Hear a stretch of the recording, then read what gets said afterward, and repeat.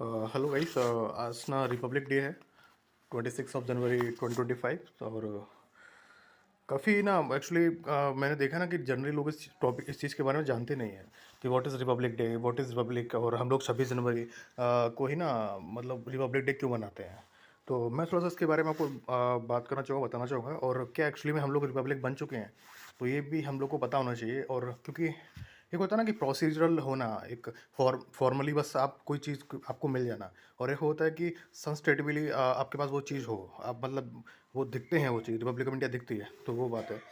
तो एक्चुअली क्या है ना कि जो रिपब्लिक है ना, रिपब्लिक एक लैटिन वर्ड है, जिसका लैटिन वर्ड है, लैटिन जो वर्ड है ना, रेस पब्लिका, उसका वहाँ से लिया गया है। तो रेस पब्लिका मतलब होता है something that is related to public, ऐसी कोई चीज़ जो जनता से जुड़ी हुई है। तो रिपब्लिक का मतलब बेसिकली मतलब यही है कि अभी जो देश है ना, ये किसी एक पर्टिकुलर इंसान का नहीं है, एक पर्टिकुलर किसी राजा का नहीं है, किसी किसी राजा किसी की इंडिविजुअल का इस पे कोई आधिपत्य नहीं है। अभी ये जो राज्य है ना, जो देश है ना, कंट्री है, वो पूरे जो पूरी जनता है, पब्लिक है, उसका है। तो ये चीज़ है, मतलब यहाँ पर कोई किसी के मतलब ये किसी के जो देश है ना, वो प्राइवेट प्रॉपर्टी नहीं है। जैसे एक समय पर मुगल्स के टाइम टाइम पे था, जब भी मोनार्की रही है वर्ल्ड में, तब एक जैसे होता है, जैसे आज मोनार्की देखोगे आप तो सऊदी अरेबिया में आपको दिखेगी। अगर आप सेमी मोनार्की देखोगे तो आपको ओमान जैसे, जॉर्डन जैसे, वेटिकन सिटी जैसे सिटी आपको मतलब कंट्रीज में मिलेगी। तो वो चीज़ है। तो अब द फर्स्ट थिंग फर्स्ट कि हम लोग ना रिपब्लिक डे बेसिकली आज ही क्यों मनाते हैं हम लोग रिपब्लिक डे, 26 जनवरी को ही मनाते हैं। तो बेसिकली हुआ क्या था कि 1929 को जो पंडित नेहरू थे, वो इंडियन नेशनल कांग्रेस के प्रेसिडेंट थे। जो अधिवेशन जारी किया था, मतलब ठीक है, जो मीटिंग हुई थी लाहौर में 1929 में। तो वहाँ पे जो प्रेसिडेंट थे, वो अपने पंडित नेहरू जी थे। तो उससे पहले क्या होता कि जो मोतीलाल नेहरू जी की रिपोर्ट आई थी, जो उनके पिताजी हैं, उनकी रिपोर्ट में था कि they have demand they actually उन्होंने कुछ पॉइंट दिए थे, और अंग्रेज़ों के सामने पॉइंट रखे थे, और उनसे डिमांड किया था डोमिनियन स्टेटस। ठीक है। डोमिनियन क्या होता है ये भी मैं आपको थोड़ी देर में बताऊंगा, पहले आप ये समझिए कि उनसे डिमांड किया था डोमिनियन स्टेटस। लेकिन लेकिन कुछ जो नेता थे आईएनसी में, इंडियन नेशनल कांग्रेस में, जैसे खुद पंडित नेहरू, और उनके बाद मतलब सुभाष चंद्र बोस, वो लोग चाहते थे कि इंडिया को कंप्लीट स्वराज मिले, फूड स्वराज मिले। अब सिर्फ डोमिनियन स्टेटस से इंडिया मतलब संतुष्ट नहीं होना चाहता है। ठीक है, अब वेट नहीं कर सकता है। तो उन्होंने क्या किया था, तो पंडित नेहरू ने क्या किया था, क्योंकि वो प्रेसिडेंट थे, तो उन्होंने 31 दिसंबर 1929 को रात में ही जो मीटिंग हुई थी, मतलब उन्होंने एक डेट जारी कर दी कि हम लोग 31 जनवरी, सॉरी 26 जनवरी को, और 26 जनवरी 1931 तक हम लोग आज़ादी पालेंगे। ठीक है, उन्होंने ये चीज़ बोल दिया कि हम लोग अभी आज 31 दिसंबर है, 1929 है, और हम अगले आने वाले 26 जनवरी 1929 तक हम लोग इंडिया को आज़ाद करा लेंगे। तो ये चीज़ था। लेकिन वो चीज़ नहीं हो पाई। स्ट्रगल इंडियन स्ट्रगल काफ़ी आगे खिंच गया, और आते आते उसको हम लोग को वेट करना पड़ा 1947 तक, और 15 अगस्त 1947 तक। ठीक है, तो ये चीज़ है। तो इसलिए अब क्या हुआ था कि अब ये चीज़ डेट आज़ाद तो तब हुआ इंडिया, लेकिन ये जो डेट है ना 31 जनवरी की, जो डिसाइड की गई थी 1929 में, ये स्पेशल मतलब उनको लगा कि ये काफ़ी स्पेशल डे है पंडित नेहरू वगैरह को और आईएनसी वगैरह को। तो उन्होंने फिर बोला कि एनीवे हम लोग क्या करेंगे कि जो गणतंत्र दिवस है, इस मतलब उस दिन उसको ना इस दिन सेलिब्रेट करेंगे, क्योंकि ये दिन हमारा जो 26 जनवरी का दिन है, वो स्पेशल है हमारे लिए। तो अगर हम आज़ादी तो नहीं मिल पाई, तो आज़ादी तो नहीं मना सकते उस दिन हम, एटलीस्ट हम जो अपना रिपब्लिक डे है, गणतंत्र दिवस है, वो बनाएंगे। ठीक है। और आपके इसमें सरप्राइजिंग चीज़ ये है कि हम क्या बोलते हैं कि इंडिया का जो कॉन्स्टिट्यूशन है ना, इंडिया का कॉन्स्टिट्यूशन 26 नवंबर 1949 को ही बन के तैयार हो गया था। ठीक है। इनफैक्ट उसके कुछ 10 से 15 जो आर्टिकल्स हैं, प्रोविजंस हैं, वो भी इम्प्लीमेंट हो गए थे, वो भी उनका भी कमेंसमेंट हो गया था, वो भी लागू हो गए थे, इम्प्लीमेंट हो गए थे इंडिया में। जैसे आपको एग्जांपल के तौर पे सिटीजनशिप एक्ट हो गए थे। ठीक है। सिटीजनशिप से रिलेटेड जो भी आर्टिकल थे, प्रोविजन थे, आर्टिकल 5 से लेकर 9 तक, वो इम्प्लीमेंट इंडिया में हो गए थे। उसके अलावा जो इलेक्शन कमीशन ऑफ इंडिया से रिलेटेड आर्टिकल है, आर्टिकल 324, वो इम्प्लीमेंट हो गया था। तो ऐसे कुछ 10 से 15 आर्टिकल्स इम्प्लीमेंट इंडिया में हो गए थे 19 मतलब 49 में ही, 26 नवंबर को। और लेकिन नेहरू ने बोला था जैसे कि हम लोगों को 26 जनवरी को क्योंकि स्पेशल डे है, तो हम 2 महीने वेट करेंगे और अगले आने वाले 1950 में 26 जनवरी को ये हम लोग का कॉन्स्टिट्यूशन को लागू करेंगे। कॉन्स्टिट्यूशन बन तो 26 नवंबर 1949 को ही गया था, लेकिन उसको लागू किया गया, कमेंसमेंट उसका हुआ 26 जनवरी 1950 को। तो 2 महीने लोगों ने मतलब आईएनसी और इंडिया ने लोग वेट किया कि क्योंकि 26 जनवरी के दिन को थोड़ा स्पेशल बनाने के लिए ये चीज़ था। अब बेसिकली मतलब क्या है कि रिपब्लिक डे तो हो गया इंडिया। अब रिपब्लिक का मतलब बेसिकली होता क्या है? रिपब्लिक की कुछ ना कैरेक्टरिस्टिक होती हैं जो मैं आपको बताऊंगा बेसिकली, जिसमें सबसे पहली कैरेक्टरिस्टिक उसकी होती है, मतलब उसके लक्षण ये होते हैं रिपब्लिक के, कि जो उसका हेड ऑफ स्टेट होता है रिपब्लिक का, वो इलेक्टेड होगा। वो कोई राजा का बेटा नहीं होगा, कोई हेरिडेटरी व्यक्ति नहीं होगा जो अपने जन्म से वहाँ पे आके बैठ गया, ठीक है, जन्म के आधार पे बैठ गया, किसी जाति के आधार पे बैठ गया, रिलीजन के आधार पे बैठ गया, वो नहीं होगा। वो बाकायदा पब्लिक के द्वारा, जनता के द्वारा उसको इलेक्ट किया जाएगा। तो एक तो ये हो गया। दूसरा होता है कि किसी भी इंडिविजुअल को या किसी भी कम्युनिटी को आप स्पेशल प्रिविलेज नहीं दोगे, ठीक है। जैसे होता ना कि कोई राजा का बेटा है तो उसको इवेंचुअली, अभी भी जैसे कुछ देशों में होता है कि जैसे इंग्लैंड है, तो इंग्लैंड में क्या होता है ना कि वहाँ पे अगर कोई भी जैसे जो मोनार्क है वहाँ का, जो हेड ऑफ द स्टेट है, आज भी वो मतलब जो राजा किंग है वो होते हैं, और उनके उसमें जो भी बच्चे पैदा होंगे वो इवेंचुअली वो राजा मतलब प्रिंस और उसके बाद किंग या क्वीन बन जाते हैं वो, ठीक है। तो वो इंडिया पे नहीं है। यहाँ पे कोई किसी पर्टिकुलर कम्युनिटी को अब ये मत बोलना कि रिजर्वेशन दे रखा है या माइनॉरिटी स्टेटस दे रखा है। वो किसी एक ऑब्जेक्टिव को, गोल को अचीव करने के लिए किया गया है, ठीक है। तीसरा इसका कैरेक्टर होता है कि पब्लिक ऑफिसेस, कि पब्लिक ऑफिसेस इन अगर किसी भी रिपब्लिक में क्या होता है कि पब्लिक ऑफिसेस सबके लिए खुले होते हैं। ऐसा नहीं है कि कोई एक पर्सन जैसे कोई आईएएस की पोस्ट है, आप कंपटीशन करो, आप पढ़ाई करो, आप एग्ज़ाम दो, आप अगर पास करो तो आपको आईएएस बना दिया जाएगा। अगर आप सीएम हो, पीएम हो, तो इवेंचुअली अगर आप इलेक्शन आप फाइट करते हो, वहाँ पर जीतते हो, तो वहाँ पे मतलब आप कोई भी जो पीएम की पोस्ट है, सीएम की पोस्ट है, एमपी है, एमएलए है, अब मतलब बहुत सारी जो पोस्ट होती हैं, तो मतलब वहाँ पे आप जितने भी पब्लिक ऑफिस हैं वो सबके लिए खुले हुए हैं, ठीक है। फोर्थ इसका होता है कि पॉपुलर सोवरेनिटी। मतलब ये है कि अभी जो sovereignty must be in the hand of public, ठीक है। कि जो सोवरेनिटी है ना इंडिया की, वो आज आज जैसे वो इंडिया के हाथ में है वो, ठीक है। इंडिया कुछ लोगों को इलेक्ट करती है, कुछ लोग कानून बनाते हैं, तो इनडायरेक्टली वो इंडिया के हाथ में जो वो सोवरेनिटी इंडिया की वो इंडिया के हाथ में है, तो इसको बोलते हैं पॉपुलर सोवरेनिटी। तो ये चार कैरेक्टर होते हैं कि पब्लिक ऑफिस में सबके लिए खुले हों, हेड ऑफ द स्टेट जो हमारे यहाँ प्रेसिडेंट है वो इलेक्टेड हैं। हमारा जो हमारे देश में किसी भी पर्टिकुलर कम्युनिटी को, कास्ट को प्रिविलेज नहीं है, सबको बराबर का अधिकार है, सबके लिए सबको एक बराबर एग्जाम क्वालिफाई करना पड़ता है, ठीक है। एक और जो पब्लिक सोवरेनिटी है वो है मतलब सोवरेनिटी इंडिया की जनता के हाथ में। तो ये चीज़ हैं। उसके बाद मैं थोड़ा सा आपको ना कुछ चीज़ें बताना चाहूँगा कि जैसे ही इंडिया रिपब्लिक बना तो उसके कॉन्सिक्वेंसेस क्या हुए, ठीक है।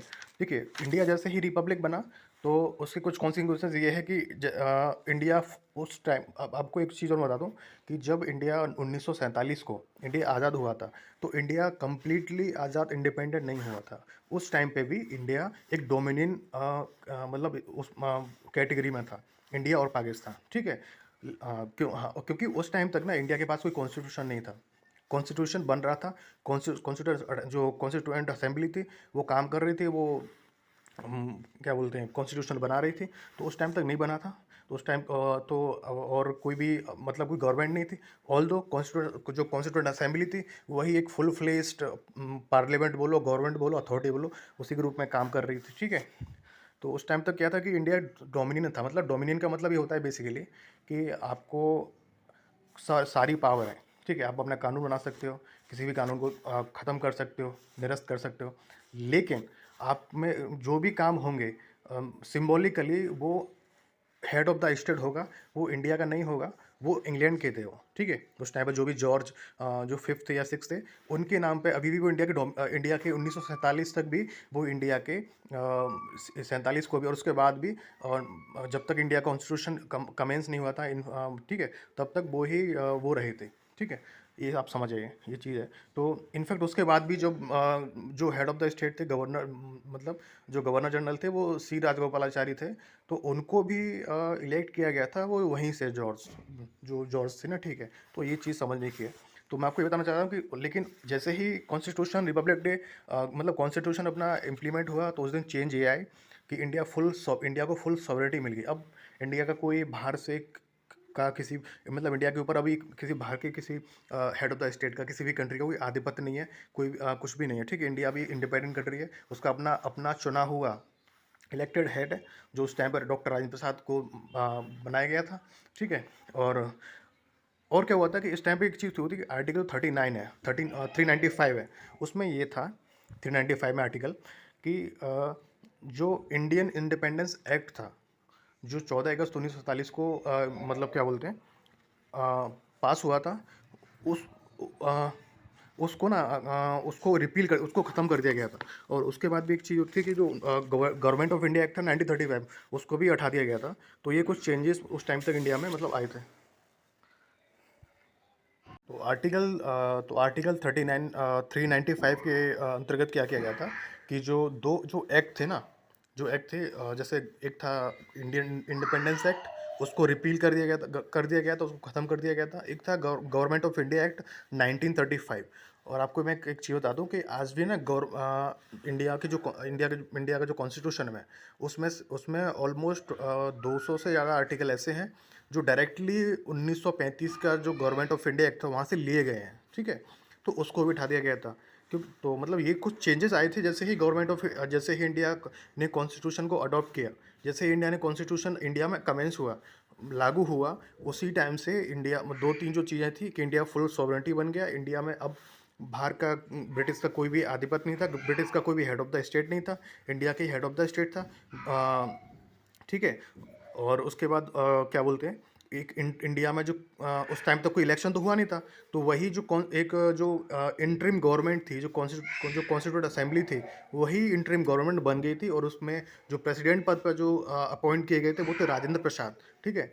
और नेहरू जी एक तरह से पीएम के पद पे मतलब एग्जीक्यूटिव हेड हो गए थे, ठीक है? और गवर्नमेंट ऑफ इंडिया एक्ट उसको हटा दिया गया था, इंडियन इंडिपेंडेंस को हटा दिया गया था, ठीक है? ये चीज़ थी। और आपको थोड़ा मैं चीज़ें बताऊंगा, जैसे आपको कुछ नहीं दो तीन चीज़ें नहीं पता होगा। जैसे जो लॉर्ड माउंटबेटन थे ना, वो इंडिया में 21 जून 1948 तक रहे थे, ठीक है? एज अ गवर्नर जनरल, ठीक है? और इंडिया में जो वायसरॉय की जो पोस्ट थी ना, वो तो 14 अगस्त 1947 को ही ख़त्म हो गई थी। इंडिया में जो वायसरॉय की पोस्ट थी वो 14 अगस्त को ही ख़त्म हो गई थी, आज़ादी से एक दिन पहले ही, ठीक है? लेकिन उसके बाद भी गवर्नर जनरल रहे थे माउंटबेटन बन के, और वो रहे थे 21 जून 1948 तक। 21 जून 1948 से के बाद से ना जो चक्रवर्ती राजगोपालाचारी थे, वो इंडिया के गवर्नर जनरल बने थे, और वो रहे थे गवर्नर जनरल बन के 25 जनवरी 1950 तक। मतलब जिस दिन कॉन्स्टिट्यूशन इम्प्लीमेंट हुआ था उससे एक दिन पहले तक इंडिया के जो गवर्नर जनरल थे वो चक्रवर्ती राजगोपालाचारी थे। तो ये चीज़ है। अब थोड़ा सा मैं ना आपको बताना चाहूँगा कि रिपब्लिक क्या, इंडिया अभी भी एक रिपब्लिक मतलब कंट्री एक देश है, मतलब रिपब्लिक। जैसे रिपब्लिक का मैंने आपको बताया कि हेड ऑफ द स्टेट अपना होना चाहिए, इलेक्टेड होना चाहिए, जनता के द्वारा इलेक्ट किया होना चाहिए, पब्लिक ऑफिस सबके लिए खुले होने चाहिए, कोई भी जाके इलेक्शन लड़े या कोई भी मतलब एग्जाम पास करे तो सबको बराबरी होनी चाहिए, कोई भी जाके किसी भी पोस्ट पर जाके बैठ सकता है, ठीक है? जैसे मोदी जी बोलते हैं ना कि मैं चाय बेचता था, मैं बहुत नीचे उससे उठ के आया हूँ। वही चीज़ आपके आम आदमी के जो हेड हैं, सुप्रीमो हैं, अरविंद केजरीवाल जी, वो भी बोलते हैं, ठीक है?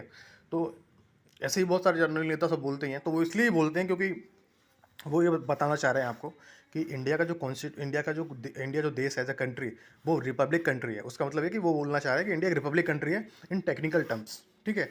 वो वो अपनी तरह से बोलते हैं, रियलिटी में ये चीज़ है। अब दूसरा बात, ठीक है, और उसके अलावा और अब मैं ना अब इसमें थोड़ा मैं वीडियो को ऐड ऑन करूँगा, थोड़ा बढ़ाऊँगा आगे। और मैं ना आपको चार जो टर्म होते हैं ना, टेक्निकल टर्म्स पॉलिटी में वो लोगों को जनरली पता नहीं होते, और पता भी होते हैं तो काफ़ी बेग तरीके से पता होते हैं, उनको क्लियरली वो पता नहीं होते। जैसे पहला एक टर्म है कॉलोनी। तो कॉलोनी क्या होती है मतलब बेसिकली, तो कॉलोनी का मतलब होता है कि डिपेंडेंसी, मतलब फुल कंट्रोल। उस जब इंडिया 1947 तक इंडिया के ऊपर फुल कंट्रोल था ब्रिटिशर्स का। वो इंडिया के लिए कानून लॉ बनाती थी, इंडिया के लिए कोई भी कानून बना दिया, कोई भी रूल बना दिया, मतलब हर तरीके से उसका पूरा आधिपत्य था। और क्योंकि जो ब्रिटिश पार्लियामेंट थी, हाउस ऑफ कॉमन्स था, ठीक है, वहीं से लॉ बन के आते थे, वो इंडिया में आके इम्प्लीमेंट होते थे। जो हेड ऑफ द स्टेट था वो उनके वो राजा होते थे, किंग होते थे, मोनार्क होते थे, वही होते थे, ठीक है, इंडियन नहीं होते थे। तो वो चीज़ उसको बोलते हैं कॉलोनी। कॉलोनी मतलब फुल कंट्रोल। उसके बाद एक टर्म आता है प्रोटेक्टोरेट का। तो प्रोटेक्टोरेट क्या होता है? प्रोटेक्टोरेट मतलब आप समझ जाइए, जैसे सिक्किम था, सिक्किम 1975 तक इंडिया का एक प्रोटेक्टोरेट स्टेट था, ठीक है, ये चीज़ है। और प्रोटेक्टोरेट का मतलब आप ये समझिए कि अ, उनके पास डिफेंस और अपनी मतलब डिफेंस के राइट नहीं थे, और वो खुद मतलब क्या था कि आपको पता है कि 1975 से पहले सिक्किम इंडिया में इंक्लूड नहीं हुआ था। और लेकिन इंडिया ने क्या रखा था कर रखा था, उसको अपना प्रोटेक्टोरेट स्टेट बना रखा था। मतलब उनके उनकी अपनी कोई आर्मी नहीं थी अपनी वाली, क्या बोलते हैं, सिक्किम के पास। और ना ही उनको डिफेंस राइट थे, ना ही वो अपने जो एक्सटर्नल अफेयर है, विदेश नीति है, वो अपने मतलब अपने मन से नहीं चला सकते। उनका अधिकार भी इंडिया को ही था, तो उसको बोलते हैं प्रोटेक्टोरेट स्टेट। एक तीसरा टर्म है डोमिनियन। तो डोमिनियन क्या होता है? जैसे मैंने आपको बताया ना कि इन 1947 के बाद भी इंडिया एक डोमिनियन कंट्री था टिल द टाइम यहाँ पर जो लॉर्ड माउंटबेटन थे ना, वो गवर्नर जनरल बन के रहे थे उस टाइम तक। इंडिया एक डोमिनियन कंट्री था, और वो टाइम कब तक डोमिनियन स्टेटस इंडिया को मिला हुआ था? ब्रिटिश के थ्रू। और वो टाइम कब तक चला था? वो इंडिया में टाइम था 21 क्या बोलते हैं, 21 जून 1948 तक। तो इंडिया एक प्रोटेक्टोरेट स्टेट था, मतलब 1947 को इंडिया आज़ाद नहीं हुआ था। मतलब सिंबॉलिकली मतलब वैसे आज़ाद हो गया था, लेकिन सिंबॉलिकली भी सिंबॉलिकली इंडिया का जो हेड ऑफ द स्टेट थे वो वहाँ के राजा ही थे, जॉर्ज फिफ्थ या सिक्स थे, मुझे बहुत क्लियरली पता नहीं है, ठीक है। तो वो चीज़ है। तो ये होता है डोमिनियन, मतलब आपको अपने इंडिया में जो कॉन्स्टिट्यूट असेंबली थी, उसको सारे राइट थे। वो कोई भी कानून बना सकती थी, कोई भी कानून तब तक तोड़ सकती थी, चाहे बेशक लॉर्ड माउंटबेटन इंडिया के हेड ऑफ द स्टेट मतलब गवर्नर जनरल थे इंडिया में। लेकिन फिर भी जो हेड ऑफ द स्टेट थे इंडिया के, वो जो ब्रिटिशर्स के जो गवर्नमेंट जो क्या बोलते हैं, जो किंग थे जॉर्ज सिक्स, वही मतलब इंडिया के उस टाइम तक हेड ऑफ द स्टेट थे। और इंडिया एक डोमिनियन स्टेटस इंडिया को मिल रखा था, ये चीज़ है। तो सिंबॉलिकली इंडिया उस टाइम तक अभी भी उनका एक डोमिनियन कॉलोनी था, ये समझ जाइए आप, ठीक है। उसके बाद एक चौथा एक टर्म होता है सोवरेनिटी, सोवरेन कंट्री। तो सोवरेन का मतलब जैसे मैंने आपको बताया कि 26 जनवरी 1950 को इंडिया कम्प्लीटली सोवरेन स्टेट बन गया था, ठीक है। अब इसमें ना थोड़ा मैं एक चीज़ में आपको मैं दो तीन चीज़ और आपको समझाना चाहूँगा इसमें बहुत जल्दी, कि क्या इंडिया अभी भी क्या इंडिया एक्चुअल में एक रिपब्लिक डेमोक्रेसी है, और क्या है, इंडिया में जो डेमोक्रेसी है वो सेमी डेमोक्रेसी है। जैसे बहुत सारा इंडिया में बोला जाता है कि इंडिया अभी कंप्लीट डेमोक्रेसी नहीं है, इंडिया सेमी डेमोक्रेसी है, या इंडिया एक कॉन्स्टिट्यूशनल मोनार्की है, या इंडिया एक मोनार्किकल डेमोक्रेसी है, ठीक है, या फिर क्या इंडिया एक मिक्स्ड मोनार्की है। जैसे ना जो मोनार्की होती है उसको हिंदी बोलते हैं राजतंत्र, और जो जो रिपब्लिक कंट्री होती है उसको हिंदी बोलते हैं गणतंत्र। तो ना किसी भी कंट्री का ना एक जर्नी होता है कि वो मोनार्की से रिपब्लिक कैसे बनेगी। और वो जर्नी ये होता है कि ना पहले कोई कंट्री एब्सोल्यूट मोनार्की होती है, पूरी तरीके से एक फुली राजतंत्र होती है, वहाँ पे किसी एक राजा का तंत्र पूरा एक स्ट्रक्चर होता है, उसी के बनाए हुए रूल चलते हैं, कोई भी उनके खिलाफ बोल नहीं सकता, अगर बोलेगा तो मार दिया जाएगा। उसी को बोलते हैं मोनार्की। मतलब जनता का कोई भी उसमें उनकी प्रशासन में शासन में गवर्नमेंट में कोई भी से नहीं होता है, कोई भी उनका हिस्सा नहीं होता है, कोई भी उनकी पार्टिसिपेशन नहीं होता है, उसको बोलते हैं मोनार्की, ठीक है।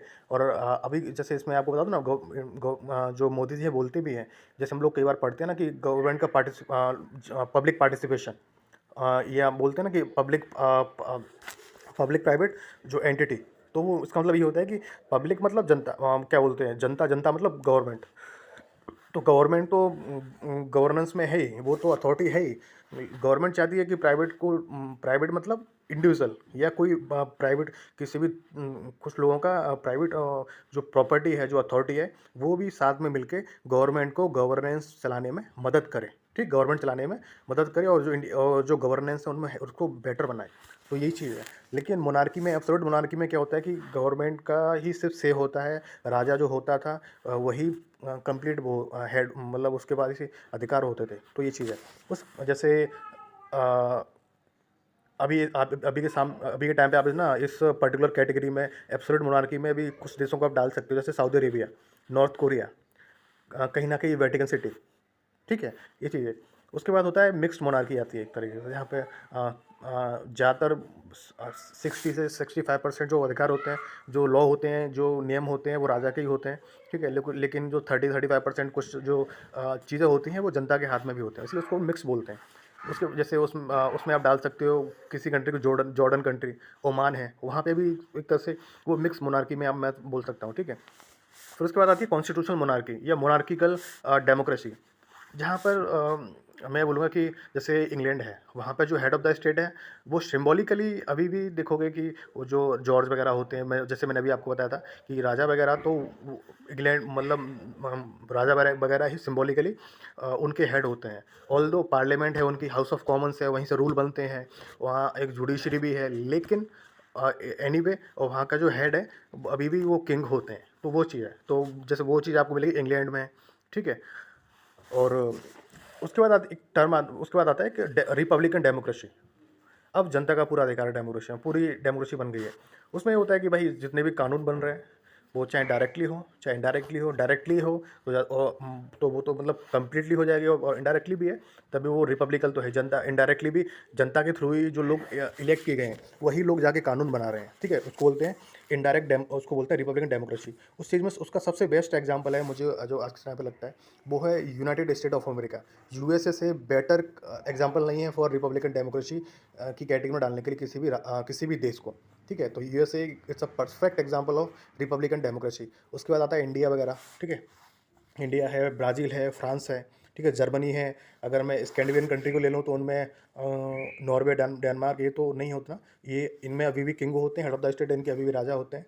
लेकिन फिनलैंड रिपब्लिकन डेमोक्रेसी में पूरा एक डेमोक्रेसी बन चुका है, ठीक है। इटली, इंडिया तो है ही, और उसके अलावा अगर मतलब प्रोसीजरली बोलूँ, मतलब फॉर्मली बोलूँ, प्रोसीजर वाइज बोलूँ तो पाकिस्तान भी है, बांग्लादेश भी है, नेपाल भी है, श्रीलंका भी है, ठीक है।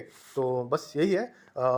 मतलब मैं आपको इस वीडियो में थोड़ा बताना चाह रहा था कि क्योंकि जनरली लोगों को रिपब्लिक डे के बारे में नहीं पता होता कि रिपब्लिक डे क्या होता है, इसका मतलब क्या होता है, ये आज ही के दिन 26 जनवरी को क्यों मनाया जाता है, प्रोसेस क्या रही थी इसकी, मतलब रिपब्लिक डे बनने की पूरी, ठीक है। किस तरह से कॉन्स्टिट्यूट असेंबली में लोगों को चुना गया था, इलेक्ट किया गया था, ठीक है, फ्रॉम प्रोविंसेस और प्रिंसली स्टेट, ठीक है। और पूरे प्रोसेस क्या रहा था, जो कॉन्स्टिट्यूट असेंबली कॉन्स्टिट्यूशन था वो उसको बनने में, जैसे कॉन्स्टिट्यूशन को बनने में 2 साल 11 महीने और 18 दिन लगे पूरे, ठीक है। ऑलमोस्ट 3 महीने में कॉन्स्टिट्यूशन बन के तैयार हुआ, और उसके बाद भी 2 महीने हम लोगों ने वेट किया 26 जनवरी आने का 1950 तक, और उस दिन इम्प्लीमेंट हुआ। तो इसलिए मैं थोड़ा बताना चाह रहा था, क्योंकि जब मैं छोटा था, मैं जब एक्चुअली क्या हुआ ना कि जब मैं भी स्कूल टाइम पे था, 10th में, 12th में, इनफैक्ट कॉलेज टाइम तक भी मुझे कुछ नहीं पता था इस चीज़ के बारे में कि रिपब्लिक डे हम लोग बनाते क्यों हैं।